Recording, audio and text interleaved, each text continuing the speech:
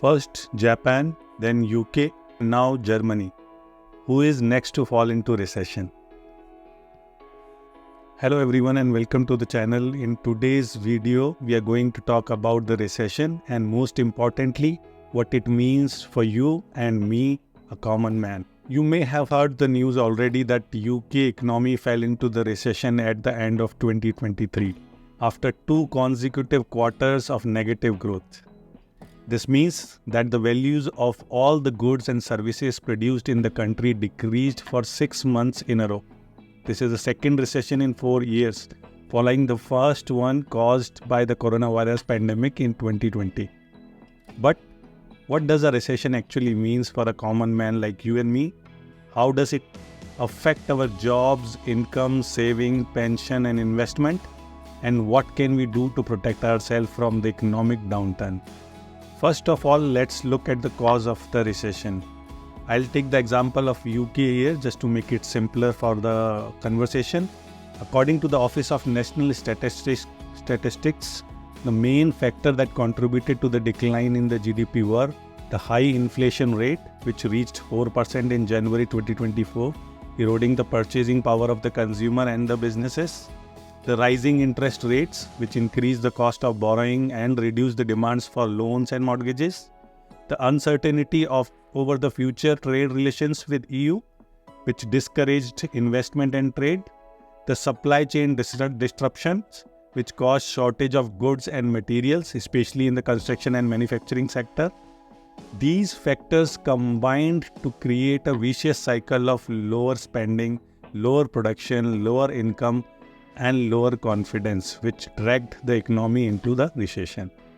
Now let's see how the recession affects different aspects of our lives.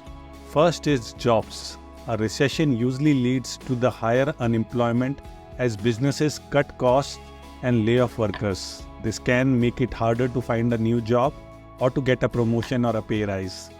Graduates and school leavers may also face more difficulty in entering labor market.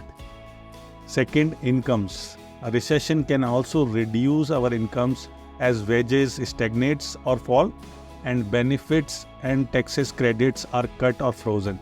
This can make it harder to pay our living expenses such as rent, bills, food and transport. Saving.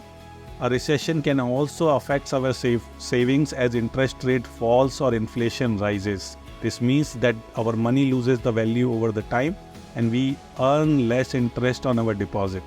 This can make it harder to save for our future goals such as buying a house, starting a business or retiring. Pensions. A recession can also impact our pensions as the value of our pension pots and annuities may fall depending on how they are invested.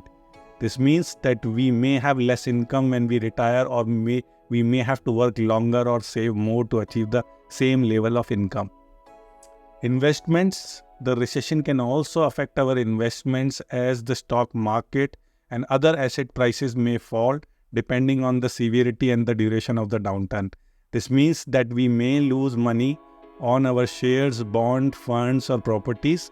We may have to wait longer or diversify more to see a positive return. So what we can do to cope with the recession and minimize its negative effects on our finances? Here are some tips that may help. First is budgeting. The first thing we can do is to review our income and expenses and create a realistic budget that allow us to live within our means. We can also look for ways to reduce our spending such as switching to the cheaper providers, using vouchers and discounts or buying a second-hand goods. Second, save. The second thing we can do is to build the emergency fund that can cover at least 3 to 6 months of our essential expenses.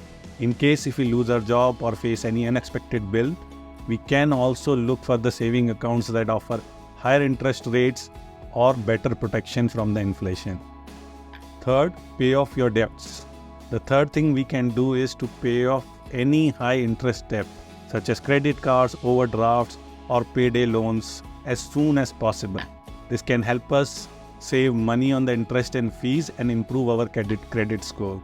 We can also look for a cheaper alternative such as a balance transfer personal loan or debt management plans.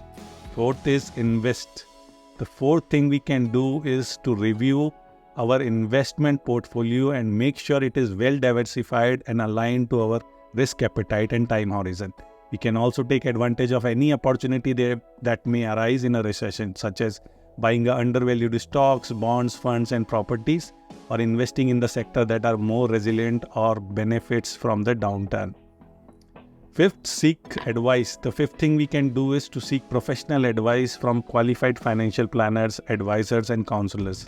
If you are unsure about any aspect of our finance, or if we will be able to help managing our debts, saving, pension, and investment, they can help us create a personalized plan that suits our needs and goals. These are the common ways that we can deal with the recession and improve our financial situation. Of course, everyone's circumstances are different and there is no one-size-fits-all solutions. The important thing is to be proactive, informed, and flexible, and to make the best decision of ourselves and for our families. I hope you found this video helpful and informative. If you did, please give it a thumbs up and share it with your friends, and subscribe to the channel for more videos like this. Thank you for watching, and I'll see you in the next one. Cheers.